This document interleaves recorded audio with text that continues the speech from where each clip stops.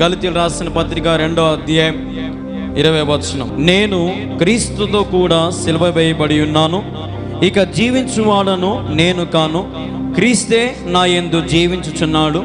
నేనిప్పుడు శరీరమందు జీవించుచున్న జీవితము నన్ను ప్రేమించి నా కొరకు తన్ను తాను అప్పగించుకున్న దేవుని కుమారుని యందుల విశ్వాసం వలన జీవించుచున్నాను. మా ప్రియమైన యేసుక్రీస్తు ప్రభువు నీకు వందనాలు. చక్కని వాక్యం ద్వారా మీరు మాటలను ఆశపడుతున్నారు. నిలబడి నీ దాసుని నీవే నీ శక్తిని కుమ్మరించి బలపరచుమని, నీ పరిశుద్ధాత్మ శక్తిని కుమ్మరించి మాట్లాడమని యేసు నామములో ప్రార్థిస్తున్నాను తండ్రి. ఆమేన్. హల్లెలూయా, హల్లెలూయా. అపోస్తలుడైనటువంటి పౌలు గారు రాసినటువంటి పత్రికలో మనం గమనించినట్లయితే ఇక్కడ మనం చదివినట్టుగా మొత్తము ఈ కొత్త నిబంధనలో 27 గ్రంథాలు ఉంటాయి. ఎన్ని ఉంటాయి? 27 గ్రంథాలు ఉంటాయి. మత్తయి నుంచి ప్రకటన వరకు ఎన్ని? 27 గ్రంథాలు ఉంటాయి. 27 గ్రంథాల్లో 21 పత్రికలు ఉన్నాయి. ఎన్ని పత్రికలు ఉన్నాయి అంటే ఎఫెసీయులకు రాసిన పత్రిక, గలతీయులకు రాసిన పత్రిక, ఇట్లా పత్రికలు 21 ఉన్నాయి. 21 పత్రికల్లో 14 పత్రికలు రాసింది ఎవరంటే పౌలు. హల్లెలూయా. అంటే ఇప్పుడు 27 మైనస్ 14 ఎంత? 27 మైనస్ 14 అంటే 13. మైనస్ అంటే తీసివేయడం. 13 ఉంటాయి. 27లో 14 రాసింది ఎవరంటే పౌలు. మిగతా 13 రాసింది వేరే వేరే వాళ్ళు. నేను చెప్పింది మీకు అర్థమవుతుందా? అపోస్తలుడైన పౌలు ఎన్ని రాశాడు? 14 పత్రికలు రాశాడు. ఇప్పుడు చెప్పండి, అపోస్తలుడైన పౌలు ఎన్ని పత్రికలు రాశాడు? 14 పత్రికలు రాశాడు. మొత్తం మనకి ఎన్ని ఉన్నాయి కొత్త నిబంధనలో?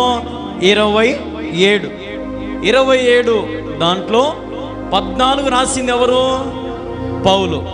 అపోస్తలుడైన పౌలు చరిత్ర చెబుతుంది. అపోస్తలుడైన పౌలు 4 అడుగుల 9 అంగుళాలు. ఎన్ని అడుగులు అంటే పౌలు 4 అడుగుల 9 అంగుళాలు. అంటే నాకు ఈడుకుంటాడు అంతే.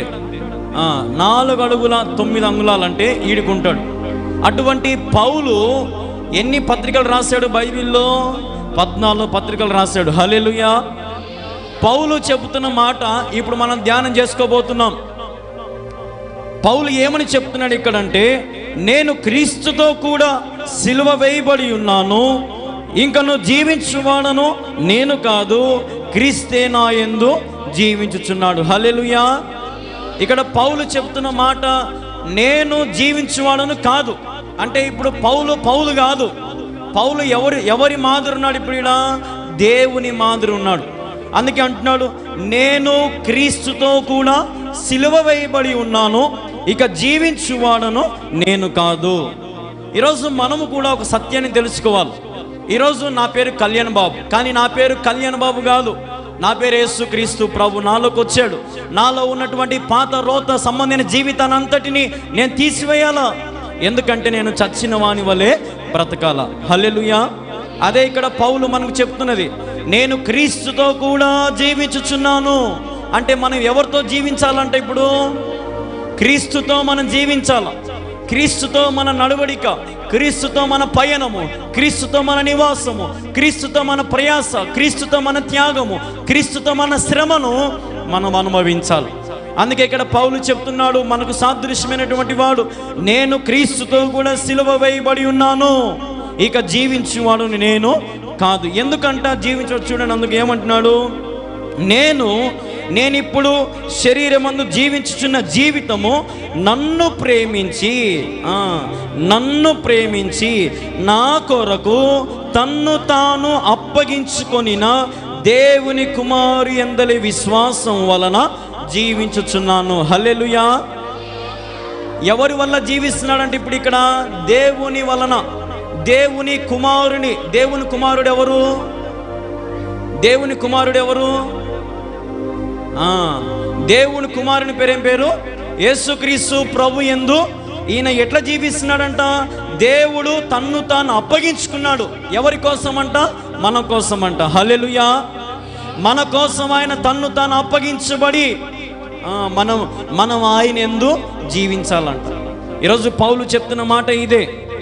ఈరోజు మన రోత సంబంధమైన జీవితాన్ని మనం విడిచిపెట్టుకొని, లోకంలో ఉన్న వాటిని విడిచిపెట్టుకొని మన బ్రతుకును దేవుని యందు విశ్వాసముతో, క్రీస్తుతో కూడా మనము జీవించాలా. ఎందుకంటే ఆయన మనల్ని ప్రేమించి విలువ పెట్టి ఆయన మనల్ని కొన్నాడు. చూడండి ఒకసారి కీర్తన గ్రంథం చూడండి ఒకసారి. కీర్తన గ్రంథము 139వ అధ్యాయం 13వ వచనము నుంచి, నా అంతరేంద్రములను నీవే కలుగజేసితివి, నా తల్లి గర్భమందు నన్ను నిర్మించువాడవు నీవే.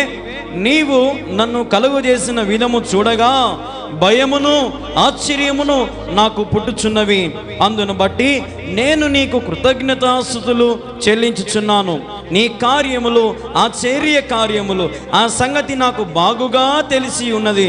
నేను రహస్యమందు పుట్టినవాడు నాడు భూమి యొక్క అగాధ స్థలములో విచిత్రముగా నిర్మింపబడిన నాడు నాకు కలిగిన ఎముకలను నీకు మరుగై ఉండలేదు.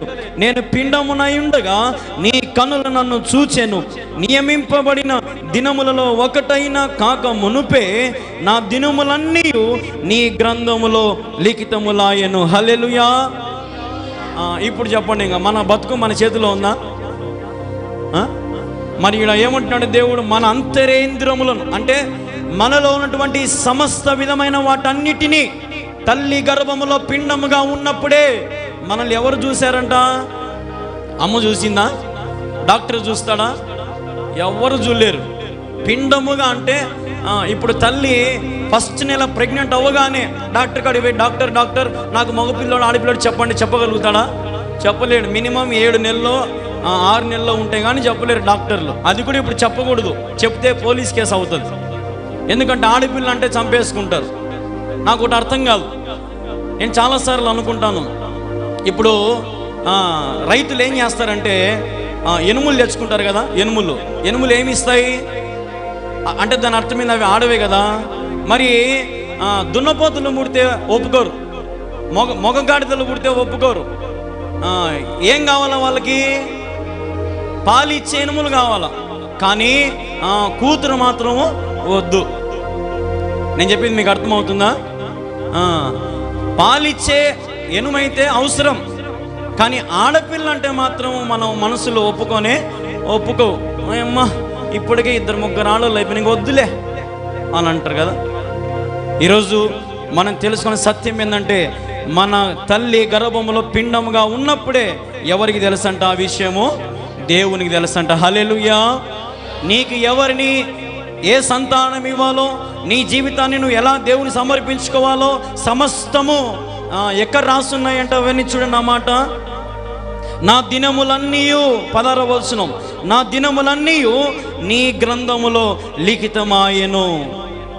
ఎవరి గ్రంథంలో లిఖితం అవుతున్నాయంట? మనం చేసే పనులన్నీ దేవుని గ్రంథంలో. నువ్వు పాపములు చేస్తే పాపములు రాస్తాడు, నువ్వు పుణ్యకార్యాలు చేస్తే పుణ్యకార్యాలు రాస్తాడు. నువ్వు ఏం పలుకుతున్నావో, ఎక్కడ నడుస్తున్నావో, ఎక్కడ కూర్చుంటున్నావో ప్రతిదీ ఎవరి దగ్గర ఉంది? ఇప్పుడు యేసయ్య దగ్గర ఉంది. యేసయ్య మనం ఒకానొక రోజున ఈ లోకాన్ని విడిచి మనం వెళ్ళినప్పుడు యేసయ్య దగ్గర మనం నిలబడతాం. యేసయ్య దగ్గర నిలబడినప్పుడు తండ్రి కుడిపార్శ్వం మీద యేసయ్య కూర్చొని ఉంటాడు. బాగా వినండి, అర్థమవుతుంది మీకు. తండ్రి కుడిపార్శ్వం మీద ఎవరు కూర్చుంటారు? యేసయ్య కూర్చొని ఉంటాడు. అప్పుడు ఈ గ్రంథంలో రాసినవన్నీ ఆయన చదువుతాడు. పలానా కళ్యాణ్ బాబిట్ట అది ఇది అని అంత చదివితే అప్పుడు తండ్రి అంటాడు, ఏమి నువ్వేం చెప్తావు కుమారుడు అని చెప్పు, నీ చిత్తమే అంటే, తండ్రి వీడు నీ రాజ్యానికి వారసుడు కాడు. మనం ఒకవేళ మంచి కార్యాలు చేసి దేవునితో సంబంధం కలిగి ఆయన ఎందుకు విశ్వాసంతో జీవిస్తే, తండ్రి ఇతడు నీ రాజ్యానికి వారసుడు. హల్లెలూయా. ఈరోజు నువ్వు తెలుసుకున్న సత్యం అదే. అందుకే ఇక్కడ చూడండి 14వ వచనం చూడండి ఒకసారి. నీవు నన్ను కలుగు చేసిన విధమును చూడగా ఏమనిపిస్తుందంట దావీదుకు? భయము ఆశ్చర్యము నాకు పుట్టుచున్నదంట. హల్లెలూయా. తల్లి గర్భంలో అంత ఉంటాడు కదా, మన చేయి మీద ఉంటాడు శిశువు. కానీ వాడు బయటికి రాగానే రోజుకి మన సైజు ఏమైపోతుంది అంటే దాని అర్థం ఏంది? ఆశ్చర్యమే కాదా అది? ఆశ్చర్యమే కాదా? అందుకే ఇక్కడ దావీదు అంటున్నాడు, నన్ను కలుగు చేసిన విధము చూడగా నాకు భయము. మనకు భయం ఉందా? భయం ఉందా మనకు? కొంతమంది యవనస్తులు చూడండి, భయం ఉండదు, చేతులు వదిలేసి బండి దూరడము, ఇష్టానుసారమైన జీవితము, చిన్న చిన్న పిల్లలే లోక వ్యసనాలు, త్రాగడము, సిగరెట్లకు, వ్యసనాలకు భయం ఉందా? వాళ్ళకి భయం ఉండదు. కానీ దేవుడు చెప్తున్నాడు, భయమును ఆశ్చర్యమును నాకు పుట్టుచున్నవి, అందును బట్టి నేను నీకు కృతజ్ఞతాస్తుతులు చెల్లించుచున్నాను. హల్లెలూయా. కృతజ్ఞతాస్తుతులు చెల్లించాలా దేవునికి. ఈరోజు నువ్వు ఏ స్థితిలో ఉన్నావో, ఎక్కడున్నావో, ఏం చేస్తున్నావో నువ్వు దేవుని స్తుతించాలా. దేవుని స్తుతించలేని బ్రతుకు అది బ్రతుకే కాదు. దేవుని నామాన్ని ఆత్మతో సత్యముతో స్తుతించాలని. అందుకే ఇక్కడ దావీదు అంటున్నాడు, నీవు నన్ను కలుగు చేసిన విధము చూడగా నాకు భయము ఆశ్చర్యము కలుగుతా ఉన్నది. ఈరోజు భయము లేని జీవితం దేవుడు అంగీకరిస్తాడా? అంగీకరించాడు. ఆయన యందు భయభక్తులు గల వారిని దేవుడు ఎన్నటికీ విడువడు, ఎడబాయడు. ఈరోజు దేవుని యందు నీవు నేను విశ్వాస పోరాటములో మన జీవితాన్ని మనం ముగించాలంటే ఖచ్చితంగా యేసయ్య అంటే భయము, భక్తి మనకు ఉండాలా. దేవుడు మనల్ని చూస్తున్నాడని భయం ఉండాలా. మనం చేసే క్రియలు, మనం చేసే తలంపులు, మనం చేసే ఆలోచనలు సమస్తము దేవుడు రాస్తున్నాడు అని భయము కలిగి ఉండాలా. వీలైతే నీ ఎదుటోళ్ళకి సహాయం చేయి, నీ పొరుగు వారిని ప్రేమించు, కానీ నీ పొరుగు వారికి హాని నువ్వు ఎప్పటికీ చేయొద్దు. నీ పొరుగు వారిని ఎన్నిటికీ కీడు తలంచొద్దు. ఒక ఆమె వందనాలు చెప్పుకోండి అమ్మా అంటే పక్కనోళ్ళకు ఏం మొక్కను చూపించడానికి ఏమొచ్చింది, మొక్కను చూపిస్తే ఏమవుతుందంటే మళ్ళా ఊరికి పాస్టరే చెప్పినాడు ఒకరినొకరు. అందుకే ఇప్పుడు నేను మొక్కలు చూసుకోమని చెప్పింది. హల్లెలూయా. మొక్కలు చూసుకోవాలా. అప్పుడు ఏం కలుగుతుంది అంటే సంతోషము, సమాధానం కలుగుతుంది. ఒక రోజున ఒక రైతు గడ్డి దోగుతా మట్టి పని చేసుకుంటూ గడారు భూమిలో పెట్టేశాడంట. మధ్యాహ్నం అన్నం టైం ఏందంట, అన్నం తింటా ఉన్నారంట, రోజే పడుకున్నారంట. మంచి ఎండ పెడతా ఉందంట. ఆ గడారు ఎట్లుంటుంది, కాలిపోతూ ఉంటుంది కదా ఆ ఎండకు. పోయి పని అయిపోయిందంట, పోయినాడంట, తిన్నారంట, వచ్చి గడారు పట్టుకున్నారంట పని చేద్దామని.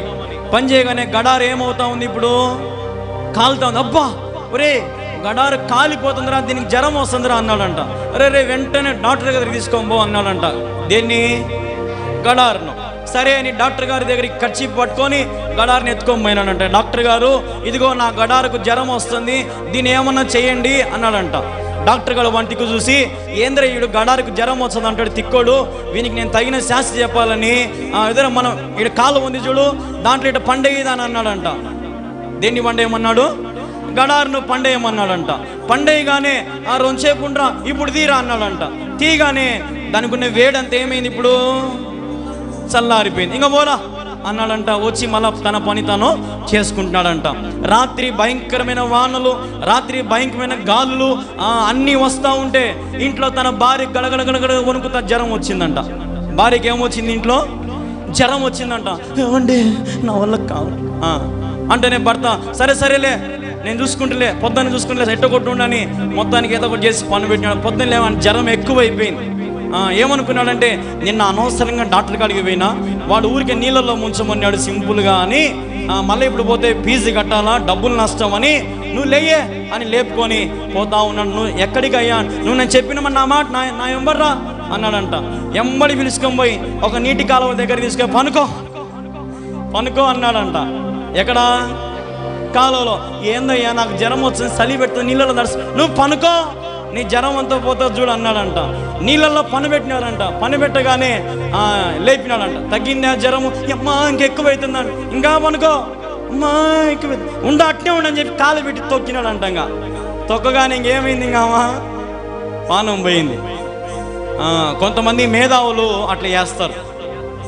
భయము భక్తి లేని వారు ఆ రీతిగా జీవిస్తారు. ఇప్పుడు వానికి జ్వరం వచ్చింది, నిన్నేమనుకున్నాడు, పనికిరాని దాన్నేమో డాక్టర్ కాడికి తీసుకొని పోయినాడు. ఇప్పుడు భార్యకు బాగాలేదని మాత్రం డాక్టర్ కాడికి పోనీకి మనకు మనసు రాలే. డాక్టర్ అక్కడికి పోయినా నీళ్ళలో ముంచమంటాలని చెప్పి వచ్చి భార్యని నీళ్ళలో ముంచి తొక్కగానే భార్య చచ్చిపోయింది. మనం అదే అనుకుంటాం, జ్వరం వచ్చింది, నిన్న ఆయన బాలాజీ కాడికి పోయింటే నాకు బులుగు మాత్ర ఇచ్చినాడు అని నానొక బులుగు మాత్రలను వేసుకుంటాం కదా. అడిగిపోతే ఫీజు ఇవ్వాలి, అడిగి పోతే అయ్యేళ్ళి ఇంట్లో ఏమైనా బులుగు మాత్ర ఉందేమో చూడంటే పిల్లోడు ఎవడో ఒకటి తెచ్చి బులుగు మాత్ర ఇచ్చాడు. ఆ బులుగు మాత్ర వేరు, ఈ బులుగు మాత్ర వేరు, మింగితే ఇంకా చలి జ్వరం ఎక్కువైపోతుంది. అంటే మనుషుల్లో మనం ఏమనుకుంటామంటే భయం అనేది మనకు ఉండదు. మనం ఏదో గుడ్డిగా మన జీవితాన్ని మనం కొనసాగిస్తూ ఉంటాం. గుడ్డికరమైన జీవితాన్ని మనం అందుకే దేవుడు అంటున్నాడు, నీవు నన్ను కలుగు చేసిన విధము చూడగా నాకు భయము ఆశ్చర్యము నాకు కలుగుచున్నవి. జ్వరాలు కొన్ని రకాలు ఉన్నాయి, పడిశాలు కొన్ని రకాలు ఉన్నాయి. ముక్కు పడిశం అని, ఇది అని, తల పడిశం అని. మనమే డాక్టర్ గారు సార్ పడిశం సార్ అంటే వాడు చూసి చెక్ చేసి నీకు ముక్కు పడిశం ఉంది, ముక్కు పడిశం ట్యాబ్లెట్లే ఇస్తాడు. మనం ఏం చేస్తాం, మళ్ళీ 1 నెల 2 నెలల తర్వాత ఇంకా పోవడం ఎందుకులని అయ్యే పాత మాత్రలు తెచ్చి వేసుకుంటాం. ఎందుకు? ఫీజు పోతుందని. అలాగే ఈరోజు మన జీవితంలో కూడా పాపములు చేసి అతిక్రమములు చేసి దేవుని దగ్గరకు వస్తాం. యేసయ్యా నా పాపములు కడుగుతాడు, ఆయన రక్తంతో పవిత్రపరుస్తాడు, అన్నీ చేస్తాడు, బాప్తిసం పొందుకుంటాం. మళ్ళా యథా ప్రజ తదా రాజ్యం. ఏమ్మా బాప్తిసం తీసుకున్నావు కదా, ఏం చర్చికి రాలేదంటే ఇంట్లో చేసుకుంటున్నాం, టీవీ చూస్తూ ఉన్నాం. ఏమేమింది ఇప్పుడు? భక్తి చల్లారిపోయింది. ఇప్పుడు ఆ గడారోల మాదిరి. ఆ గడారోడు ఏం చేసినాడు, ఫస్ట్ బాగా వేడిగా ఉన్నప్పుడేమో డాక్టర్ దగ్గరికి పోయినాడు, కానీ భార్యకు జ్వరం వచ్చినప్పుడు మాత్రం అడిగిపోయినాడు, ఏటికాల పోయి భార్యను తొక్కి భూస్థాపన చేసినాడు. మన బ్రతుకులు కూడా అంతే. సరైన సమయంలో ఎప్పుడు ఏ పని చేయాలో మనకు తెలియదు. అందుకే దేవుడు చెప్తున్నాడు, భయము ఆశ్చర్యకరముగా జీవించండి. ఈరోజు ప్రియ సహోదరి సహోదరుడు, ఆ కింద చూడండి, ఆ సంగతి నాకు బాగుగా తెలిసినది, నేను రహస్యమందు పుట్టిన నాడు భూమి యొక్క అగాధ స్థలములలో విచిత్రముగా నిర్మింపబడిన నాడు నాకు కలిగిన ఎముకలను నీకు మరుగై ఉండలేదంట. హల్లెలూయా. మరుగైనది ఏది ఆయనకు లేదు, మరుగైనదంటే ఆయనకి ఏది లేదు.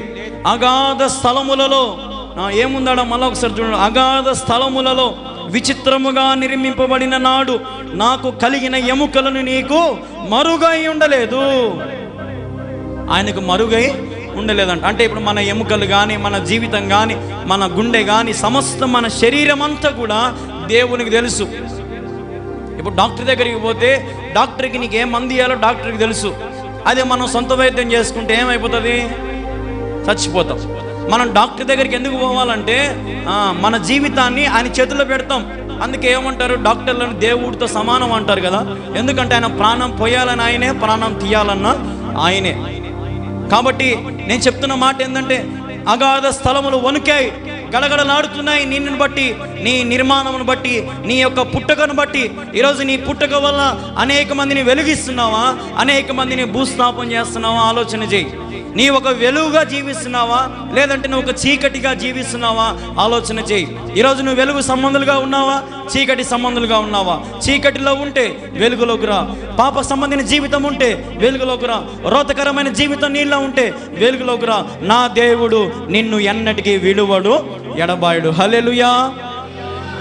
ఈ రోజున ఈ యొక్క ఉదయకాల సమయంలో ఈ ఆరాధనలో దేవుడు మనకు సెలవిస్తున్న మాట ఇదే, ఆయనను గుడ్డిగా వెంబడించండి. ఆయన గుడ్డిగా నీవు వెంబడిస్తే మనం ఏమైనా నష్టపోతామా? చూడండి ఒకసారి కొలొస్సీయులు రాసిన పత్రిక 3వ అధ్యాయం. కొలొస్సీయులు రాసిన పత్రిక 3వ అధ్యాయం 2వ వచనం చదవండి ఒకసారి. ఎవరైనా పైనున్న వాటి మీదనే కానీ భూ సంబంధమైన వాటి మీద మనసు పెట్టుకొనవద్దు. హల్లెలూయా. దేని మీద మనసు పెట్టుకోకూడదంట? దేని మీద పెట్టుకోకూడదంట? భూ సంబంధమైన వాటి మీద మన మనసును పెట్టుకోవద్దంట. మరి దేని మీద పెట్టుకోవాలంట? పైనున్న వాటి మీదనే కానీ. హల్లెలూయా. పైన ఏమేమి ఉంటాయి ఆలోచించండి ఒకసారి. పైన శ్రేష్టమైనవి ఉంటాయి. ఇప్పుడు విమానాలు ఎక్కడ తిరుగుతాయి? భూమి మీద తిరుగుతాయా? పైన తిరుగుతాయి. అవి మనకు 1000 రూపాయలతో టికెట్ దొరుకుతుందా? కొన్ని లక్షలు పోయాలి. అంటే దాని అర్థమైంది, అది చాలా విలువైన స్థలం. అంటే దానికంటే ఇంకా పైన 3వ ఆకాశం పైన ఏముంది? పరలోక రాజ్యం ఉంది. హల్లెలూయా. పరలోక రాజ్యంలో సౌందర్య నగరంలో వేవేల దూతలతో కొనియాడబడుచున్న నా తండ్రి నజరేయుడైన యేసుక్రీస్తు ప్రభు ఆలయం అది. దాని కొరకు నువ్వు బ్రతకాలా? ఈ లోకంలో నువ్వు 70 లేదా 80 సంవత్సరాలు బ్రతికిన కాలం అంతా కూడా ఈ లోకము కోసమే. అందుకే ఒక మాట అన్నాడు గురుజాడ అప్పారావు, ఒక మాట అన్నాడు, లోకం అంటే మట్టి కాదోయ్, లోకం అంటే మనిషిలోయ్. హల్లెలూయా. ఈరోజు దేవుడు ఏం చెప్పాడు? నేను లోకమును ఎంతో ప్రేమించాను అంటే దాని అర్థమైంది, నువ్వు లోకాన్ని ప్రేమించమని కాదు. లోకంలో ఉన్న భూమిని, లోకంలో ఉన్న ఆస్తిని, లోకస్తులున్న భార్యను, లోకంలో ఉన్న పిల్లలను, లోకంలో ఉన్న బంధాలను, బంధుత్వాలను, రక్త సంబంధికులను ప్రేమించమని కాదు. అందుకే గురజాడ అప్పారావు అన్న మాట, లోకమంటే మట్టి కాదోయ్, లోకమంటే మనుషులై.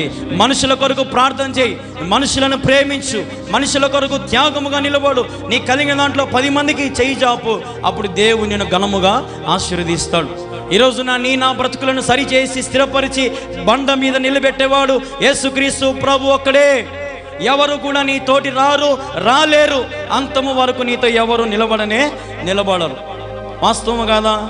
ఎవరైనా నిలబడతారు అంతం వరకు? నా భార్యకు నాతో నిలబడదు, చెప్పలేము. ఏమో నేను చచ్చిపోతానో తను చచ్చిపోతాను, ఎవరికి తెలియదు. ఏ పరిస్థితులు ఎట్ట అయిపోతాయి, ఎప్పుడు మన జీవితం ఏ స్థితిలో ఉంటుందో మనకు తెలుసా? ఎవరికి తెలియదు. కాబట్టి అంతము వరకు మన ప్రేమలు అనేవి నిలబడవు. కేవలం యేసుక్రీస్తు ప్రేమ ఒక్కటే శాశ్వతమైన ప్రేమ. హల్లెలూయా! శాశ్వతమైన ప్రేమను వెంబడించండి, శాశ్వతమైన ప్రేమను నమ్ముకోండి, శాశ్వతమైన ప్రేమ విశ్వాసాన్ని రెట్టింపు చేసుకోండి. మీ జీవితాలను దేవుడు సువర్ణమయముగా మారుస్తాడు. హల్లెలూయా! సువర్ణమయముగా మారుస్తాడు. ఈరోజు ప్రభు సన్నిధిలో నువ్వు ఆహారం తినడానికి వచ్చావు. ఇదే ఆహారం. ఈ ఆహారం తినినవాడు ఎప్పటికీ ఆకలి కొనడు. ఈ ఆహారం తినినవాడు ఎప్పటికీ దప్పికని కోరడు. ఈ ఆకలితో వచ్చిన వానికి ఇంకా కావాలన్నా, ఇంకా పెట్టను నాకు అంటాడు. హల్లెలూయా! ఈ వాక్యములో ఏముంది? జీవముంది. ఏముంది? అందరు చెప్పాలి, ఏముంది ఈ వాక్యంలో? జీవముంది. ఎందుకంటే ఈయన జీవజలపు బుగ్గల యొద్ద ఆయన మనను దాహము తీర్చేవాడు ఆయన. హల్లెలూయా! ఈరోజు దీని యందు విశ్వాసం ఉంచండి, దీని యందు ఫలించండి, దీని యందు విశ్వాసం ఉంచండి. ఈరోజు దేవుడు నీకు చిన్న ఉంగరం ఇచ్చినా కూడా దేవానికి స్తోత్రం, చిన్న నీకు ఏదైనా వస్తువు ఇచ్చినా దేవానికి స్తోత్రం అని ప్రభువుకు స్తోత్రాలు చెప్పాలా, కృతజ్ఞతాస్తుతులు చెల్లించాలా. మన ఏళ్ళకి అన్ని ఉంగరాలు పెట్టుకుంటాం కదా, అన్ని ఉంగరాలు పెట్టుకుంటాం. ఒక్కడన్నా ఈ నాకు దేవుడు ఇచ్చాడు అంటాడా? అన్నాడు.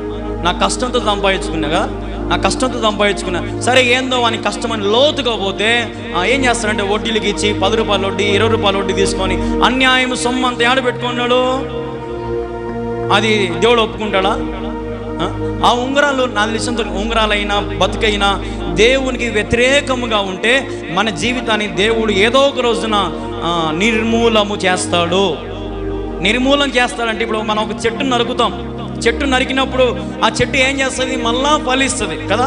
అప్పుడు మనం ఆ చెట్టు మనకు వద్దు అనుకుంటే ఏం చేస్తాం? దాని వేర్లతో సహా తీసి పారేస్తాం. దేవుడు కూడా అంతే, నీకు ఒకసారి అవకాశం ఇస్తాడు. నీ చెట్టు నరికినప్పుడు ప్రభు సరి చేసుకో. దేవా, ఇన్ని రోజులు తెలియక నా బ్రతుకులో అనేకమైన వాటికి చోటు చేశాను, ఇక నుంచి నా మారుతానని చెట్టు నరికించుకున్నప్పుడు బాగుపడి మళ్ళా మంచిగా చిగురించు.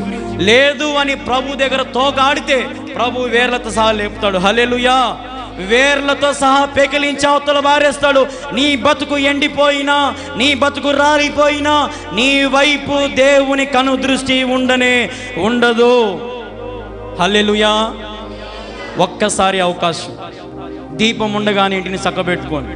దేవుడు అవకాశం ఇచ్చినప్పుడు అవకాశాన్ని పోగొట్టుకోవద్దు. ఈరోజు తెలుసుకునే సత్యం అది.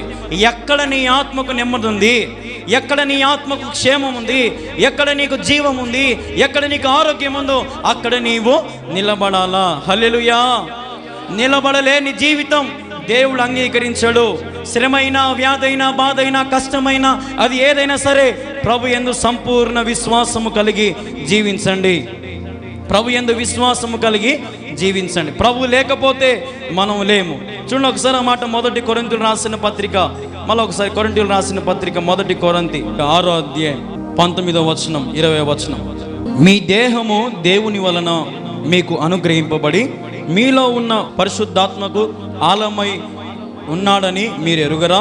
మీరు మీ సొత్తు కారు, విలువ పెట్టి కొనబడిన వారు గనుక మీ దేహముతో సైతానును మహింపరచండి.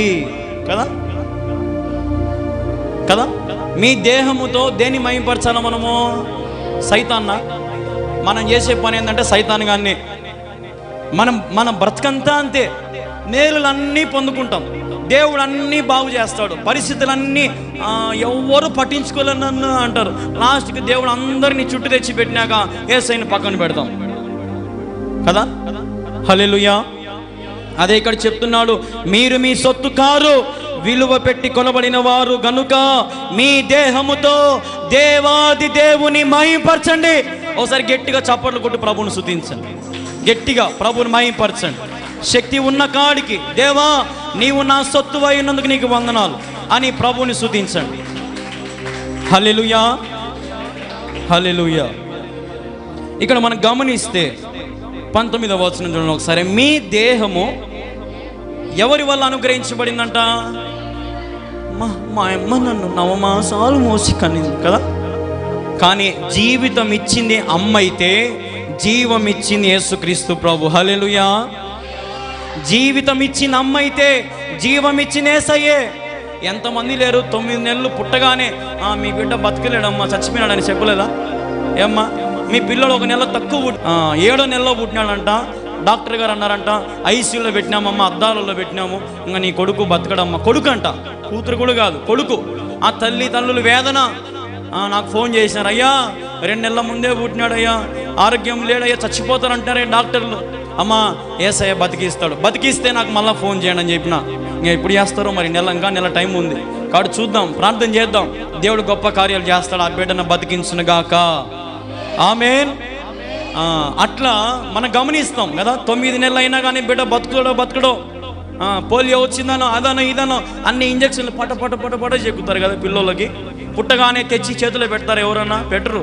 వాని రోజే అబ్జర్వేషన్లు పెట్టి వాని గుండె బాగా కొట్టుకుంటుందా, వానికి ఆక్సిజన్ బాగా అందుతుందా, వాడు ఎట్లా ఉన్నాడు, వాని ఆరోగ్యం అన్నీ కూడా ఒక రిపోర్ట్ వచ్చినాక తెచ్చి మళ్ళీ వాళ్ళ చేతిలో పెడతారు. అంతవరకు నీ చేతికి నేను వాళ్ళ అవ్వను, వాళ్ళ జేజిని అన్న కూడా కొంచెం బయటికి పో, అయిపోయా కొంచెం బయటికి పో అని గదురుకుంటారు డాక్టర్లు కదా. కాబట్టి ఇక్కడ మనం తెలుసుకోవాల్సిన సత్యం ఏంటంటే మన దేహము దేవుని వలన అనుగ్రహించబడింది. హల్లెలూయా. ఈరోజు అమ్మ జీవితం ఇస్తే దేవుడు జీవం ఇచ్చాడు. దాని కింద వచనం చదవండి. మీలో ఉన్న పరిశుద్ధాత్మకు ఆలయమై ఉన్నాడని మీరు ఎరుగరా. మీలో ఎవరున్నారంట? ఇప్పుడు మీలో ఎవరున్నారంట? పరిశుద్ధాత్మ దేవుడు ఉన్నాడంట. హల్లెలూయా. పరిశుద్ధాత్మ దేవుడు అంటే ఉదాహరణకి మీకు ఒక మాట చెప్తాను. యేసుక్రీస్తు ప్రభు వారు బాప్తిసం తీసుకుంటా ఉన్నాడు. ఎవరి చేతో? బాప్తిసం ఇచ్చి యోహాను ద్వారా బాప్తిసం తీసుకుంటా ఉన్నాడు.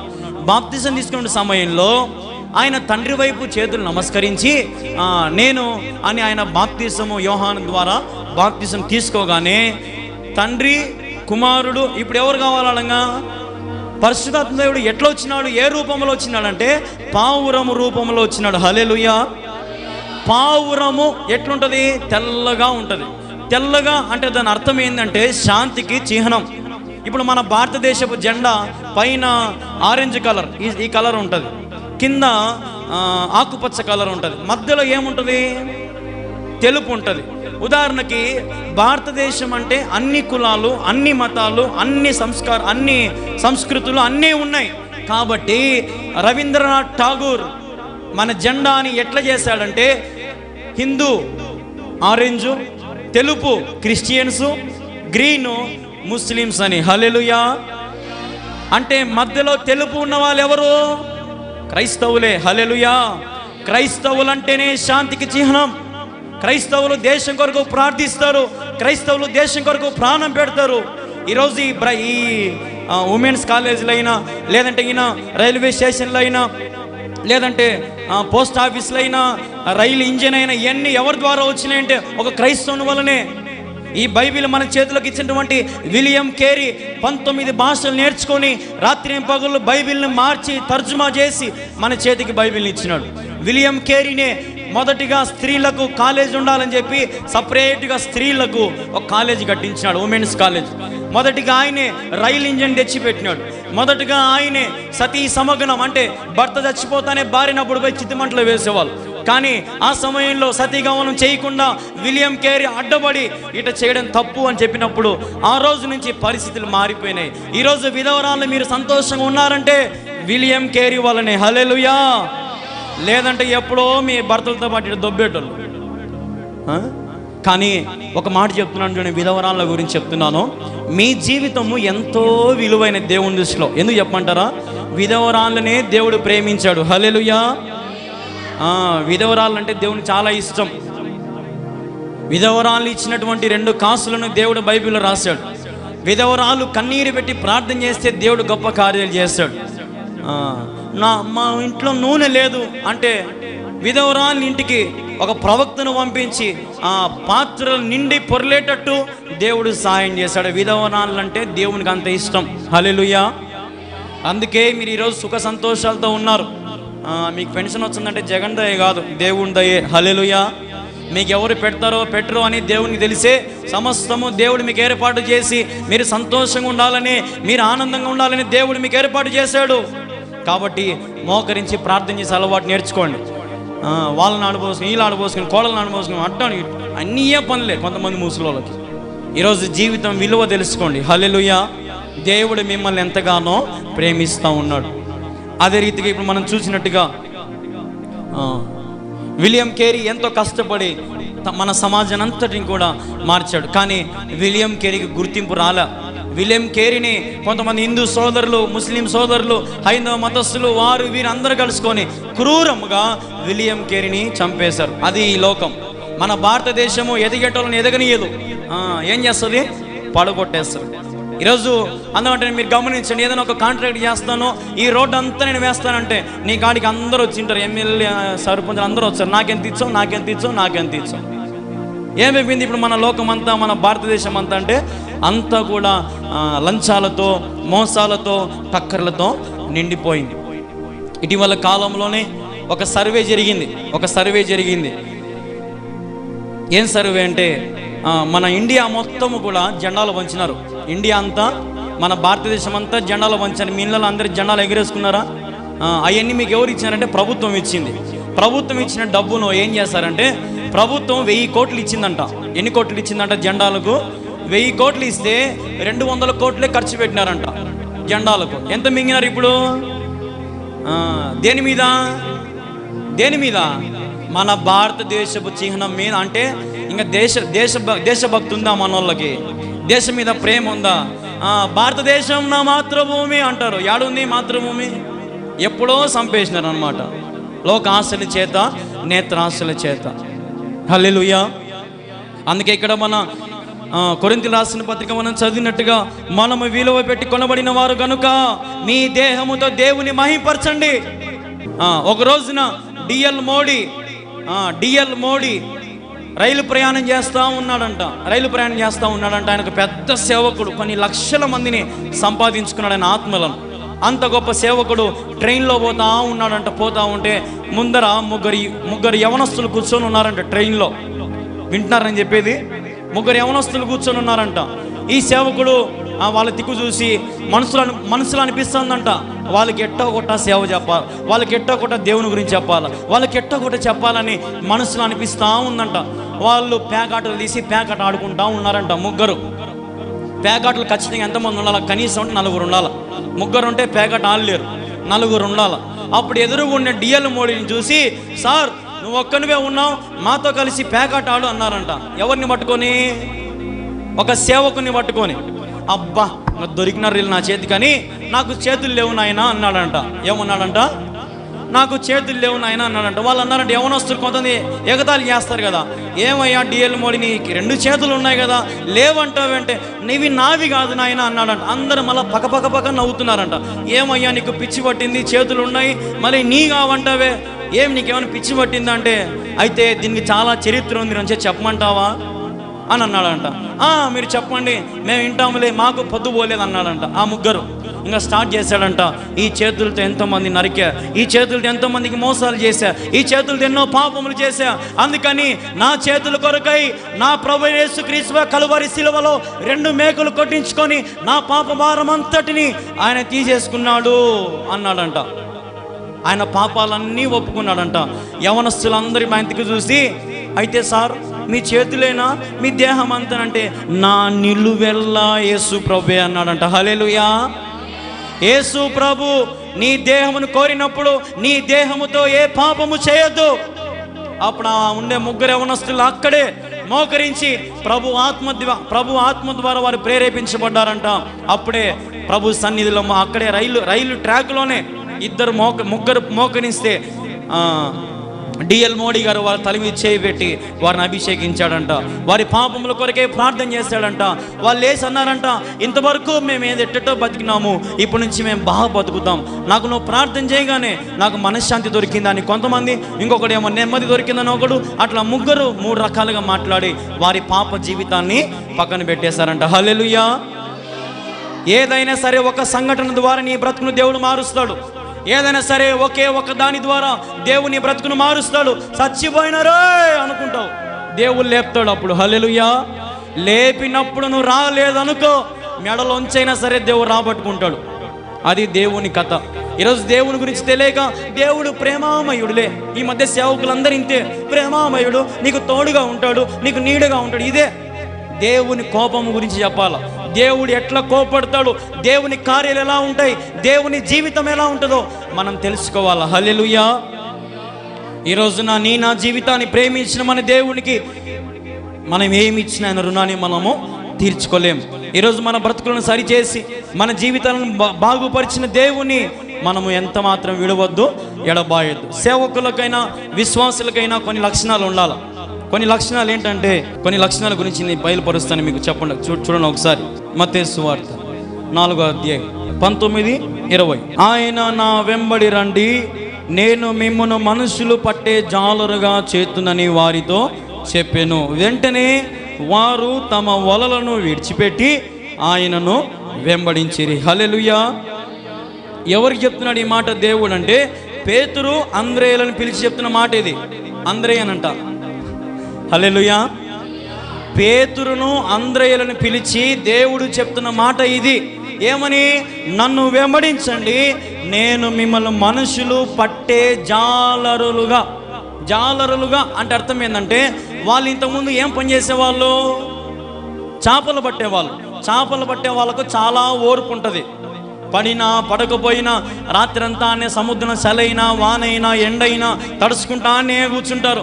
ఓర్పుతో సహనముతో వలలు చెక్ చేస్తారు, లాగుతూ ఉంటారు. పడకపోతే మళ్ళా వేస్తారు, ఇంకా లోతుకు పోతారు, చావుకు తెగించి వాళ్ళు ముందుకు పోతారు. హల్లెలూయా. ఈరోజు మన జీవితాలలో కూడా అంత ఓర్పు ఉండాలా, అంత సహనం ఉండాలా. అందుకు దేవుడు అంటున్నాడు, నేను నిన్ను మనుషులు పట్టే జాలరుగా చేస్తా. హల్లెలూయా. ఈ రోజున ఓర్పుతో సహనముతో తగ్గింపుతో ప్రేమతో దయతో మనం జీవించాలి. జాలర్లకు మరి ఒకవేళ ఓర్పు సహనం లేకపోతే చేపలు పట్టుకోగలుగుతారా? పట్టుకోలేరు.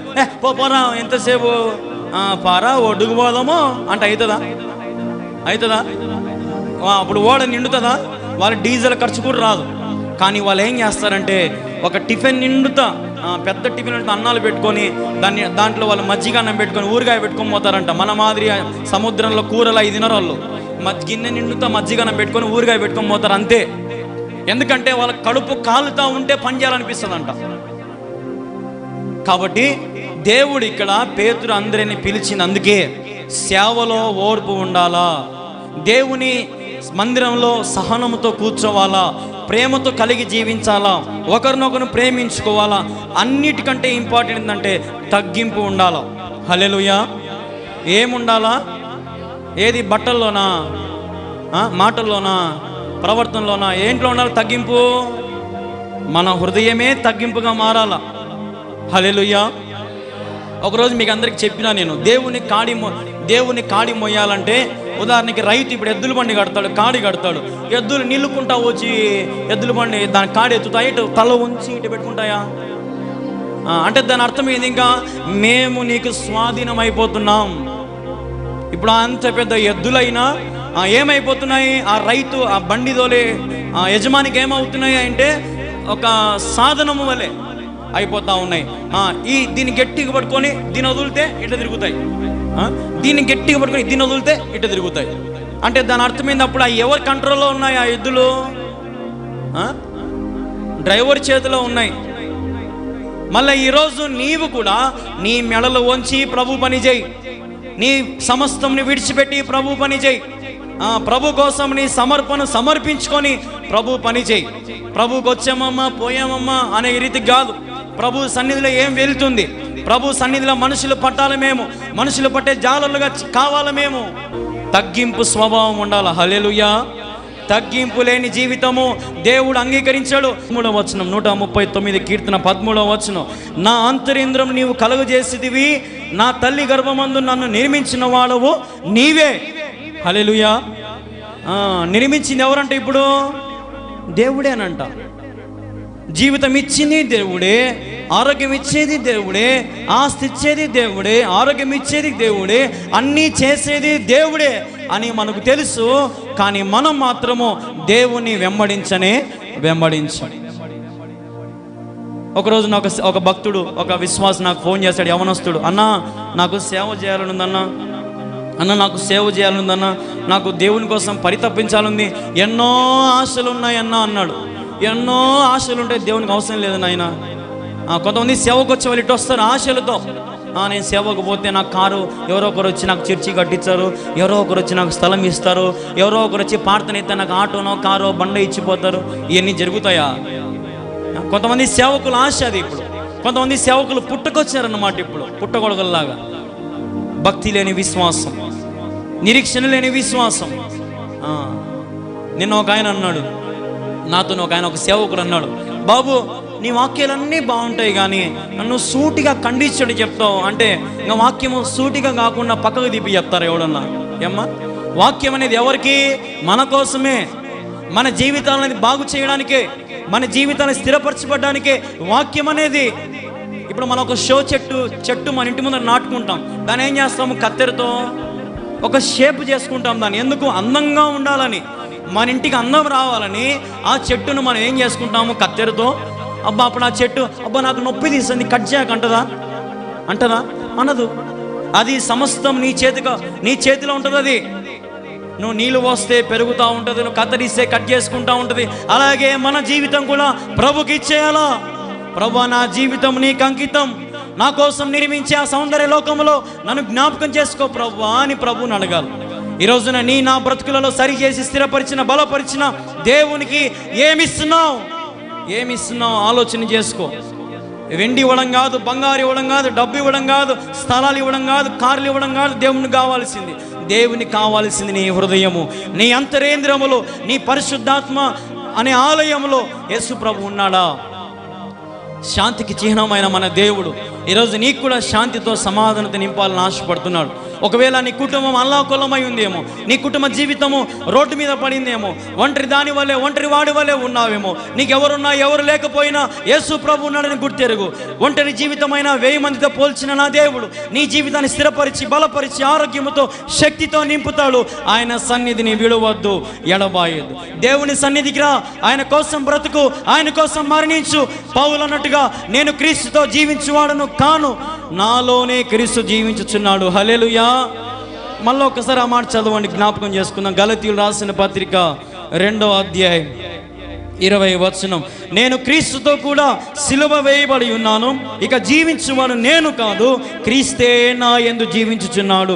నేను ఇప్పుడు శరీరమందు జీవించుచున్న జీవితము నన్ను ప్రేమించి నా కొరకు తన్ను తాను అప్పగించుకొనిన దేవుని కుమారుని యందలి విశ్వాసం వలన జీవించుచున్నాను. హల్లెలూయా. ఎవరి విశ్వాసం వల్ల జీవిస్తున్నామంట మనము? దేవుని విశ్వాసం వలన. పొరపాటున దేవుడి నీ మీద విశ్వాసము చూపకపోతే, ఆయన కనుదృష్టి నీ మీద లేకపోతే, ఆయన కన్నులు, ఆయన చేతులు, ఆయన దయ, ఆయన కృప, ఆయన కనికరములు నీ మీద లేకపోతే నీ బ్రతుకు ఏమైపోవునో ఆలోచన చేసుకో. ఈరోజు నీ స్థితిగతులను మార్చిన దేవుని యందు విశ్వాసంతో కృతజ్ఞతాస్తుతులు చెల్లించు. తన్ను తాను తగ్గించుకున్న వాడు హెచ్చించబడిన వాక్యంలో ఉంది. అప్పగించబడిన వాని చేత నీ జీవితం అప్పగించుకో. ఆయన నీ కొరకు అప్పగించబడ్డాడు, ప్రాణాన్నిచ్చాడు, తిరిగి లేచాడు. ఎంతో దయగలవాడు మన దేవుడు. ఈరోజు ఈ లోకంలో ఎవరైనటువంటి దేవుడు ఉన్నాడా? నీ కొరకు రక్తం కార్చిన వాడు దేవుడు ఉన్నాడా? నీ పాపముల కొరకు మరణించిన దేవుడు ఉన్నాడా? నీ కొరకు తిరిగి లేచిన వాడు ఉన్నాడా? నీ కొరకు పరలోక రాజ్యం కట్టేవాడు ఉన్నాడా? ఎవరు లేరు. యేసుక్రీస్తు ప్రభువే నిజమైన దేవుడు. ఎందుకంటే యేసుక్రీస్తు ప్రభువు అందరికీ ప్రభువు. హల్లెలూయా. వాక్యంలో ఒక మాట ఉంది, యేసుక్రీస్తు అందరికీ ప్రభు. మందిరాలలో ఎప్పుడు గేటు బయట రాస్తారు ఇది ఎక్కువ, యేసుక్రీస్తు అందరికీ ప్రభు. కొందరికి ప్రభు అని ఉందా? కొందరికి మా వాళ్ళమే, మా వాళ్ళ దేవుడు. ఏంది ఇది? మీ వాళ్ళ దేవుడు. ఆ నుంచి వచ్చినాడు. మీ అటు వాస్తవం చెప్పాలంటే యేసు ప్రభు చెప్పాలంటే మన దేవుడు కాదు. మరి యేసు ప్రభు ఎవరికంటే యాదవులకు, మరి గొర్రెల కాపురులు జన్మించిన వాడు ఆయన. మరి యేసు ప్రభుని మళ్ళీ మనం పూజిస్తానమే. అసలు పూజించాల్సి ఎవరు? మళ్ళీ యేసు ప్రభుని యాదవులు పూజించాలి, మళ్ళా గొర్రెల కాపురులు పూజించాలి మరి దేవుణ్ణి. మళ్ళా మా దేవుడు, మా మాలల దేవుడు. యా నుంచి వచ్చినాయి ఇవన్నీ? మనం బుట్టుకొచ్చుకున్నాం. ఇవన్నీ భేదాలన్నీ మనం ఏర్పాటు చేసుకున్నాం. యేసుక్రీస్తు ప్రభు అందరికీ ప్రభు. హల్లెలూయా. ఇంకొక మాట కూడా చెప్తాం. యేసు ప్రభు ఇందని యాదవులకు అన్నా కదా, మళ్ళీ ఆయన చేసిన పని కార్పెంటర్ అంటే చెక్క పని చేసే వాళ్ళని ఏమంటారు? మళ్ళీ ఎవరు పూజించాలి ఇప్పుడు యేసు ప్రభుని? మళ్ళీ మనం పూజించనమే. మళ్ళా యేసుక్రీస్తు ప్రభు అందరికీ ప్రభు. హల్లెలూయా. అందరికీ ఆయన, అందరికీ ఉపకారం చేసేవాడు, అందరికీ మేలుతో నింపేవాడు. ఇప్పుడు మీరే గమనించండి, పాపులకు ఎండ పడుతుంది, నీతిమంతులకు ఎండ పడుతుంది. పాపులకు వర్షం పడుతుంది, నీతిమంతులకు వర్షం పడుతుంది. పాపులకు గాలి తోలుతుంది, నీతిమంతులకు గాలి తోలుతుంది. మరి ఏమన్నా భేదం ఉందా దేవునికి? ఉందా? ధనవంతునికి దేవుడు అదే గాలి, పేదవాడు బయట మంచం మీద అనుకున్న వానికి అదే గాలి. ఏమంటాడు? పేదవాడు బయట ఏసీ కంటే బల్లొచ్చింది గాలి కదా. అదే ధనవంతుడు అంటాడు ఆ మాట అన్నాడు. మరి దేవునికి భేదం ఉందా? సమస్తం అందరి మీద ఒకటే కాంతితో, సూర్యకాంతము తేజస్సుతో నింపుతున్నాడే భూమిని. మరి భూమిలో సమస్త మానవులు ఉన్నారు, సమస్త జాతులు ఉన్నారు. మరి అందరినీ ఆయన ప్రేమించేవాడే. హల్లెలూయా. అందుకే అందరికీ ప్రభు ఆయన, అందరికీ ఉపకారములు చేసేవాడు ఆయన. ఆయన చేసిన ఉపకారములకు ఏమి ఇచ్చినా ఆయన మన రుణాన్ని తీర్చుకోలేం. ఈరోజు సమస్త జీవరాశులను, ఆకాశములను, భూమిని సృజించిన దేవుని మరిచినావేమో ఆలోచన చేయి. మాట చొప్పున సృష్టించిన సమస్తం అన్నిటినీ ఈరోజు మనం అనుభవిస్తూ ఉన్నాం. అనుకుంటాం, 1 ఎకరా భూమి ఉంటే ఈ భూమి నాది, ఈ భూమి నాది. 10 ఎకరాలు ఉంటే ఈ భూమి నాది కదా. ఇదో ఈ చెరువు నాదే, ఇదంతా నేనే కొట్టించిన. మరి ఇంత నీళ్లు ఉన్నాయి, ఇంత భూమి ఉంది అని ఏ పొద్దున్నా నీ మాదిరి కాలు ఎగరేసినాడా? ఎట్టొచ్చాడంటే ఆయన భూమికి? ఎట్టొచ్చాడు ఆయన? గుర్రాల బండి మీద ఎగేసుకుంటూ వచ్చినాడా? దారిద్రుడుగా. హల్లెలూయా. ఒక పేదవాని కుటుంబములో, ఒక పశువుల పాకలో, ఒక నిరుపేద కుటుంబంలో, ఏ ఆస్తి అంతస్తు లేని కుటుంబంలో దేవుడు జన్మించాడంటే అంత తగ్గింపు గల దేవుడు మన దేవుడు. మరి ఈరోజు నీలో తగ్గింపు లేని జీవితాన్ని దేవుడు అంగీకరించాడు. ఆయన పాదముల దగ్గరికి ఎవరెవరు వచ్చినారు మీకు ఇంకా బాగా తెలుసు. పశువుల పాకలో దేవుడిని పండేసింది కదా మరియమ్మ. పండేయగానే యోసేపు పక్కన నిలబడుకున్నాడు, అటుపక్క ఇటుపక్క, మధ్యలో మరియమ్మ ఉంది. ఎవరెవరు వచ్చినారు ఆయన దగ్గరికి? జ్ఞానులు వచ్చినారు, గొల్లలు వచ్చినారు, వెండి బంగారం బోలము సాంబారాన్ని తెచ్చి ఆడబెట్టినారు. అంటే దాని అర్థం ఏంది? సమస్తం అన్నీ కూడా దేవుని పాదములతో పోల్చాడు ఆయన. హల్లెలూయా. అంటే దేవుని కంటే ఉన్నతమైనవి ఈ లోకంలో లేవు. ఎందుకంటే ఈ భూమిని సృష్టించిన వాడు దేవుడే, ఈ భూమి కోసం సమస్తం చేసిన వాడు దేవుడే. కాబట్టి దేవుని కంటే గొప్పవి ఈ లోకంలో లేవు అని గుర్తెరిగి, కొంతమంది నేనే గొప్పని అంటారు కదా. నీ గొప్పని కంటే దేవుడు ఇంకా గొప్పోడు. ఆయన అన్ని నామముల కంటే, నా పేరు కళ్యాణ్ బాబు అంటే నేను గొప్పని అవుతానా? మరి నా పైనామం ఎవరంట? ఇప్పుడు నీ పేరు అందరయ్య, నీ పైనామం ఎవరు? యేసుప్రభు. దానమయ్య, నీకంటే పైనామం ఎవరు? మరి మనం ఊరికి ఒక పేరు పెట్టుకునే నేను పెద్దవాడిని నా మాట అంటామే. మరి అన్ని నామముల కంటే పైనామం గల యేసుక్రీస్తు ప్రభు దీనుడుగా, సాత్వికునిగా,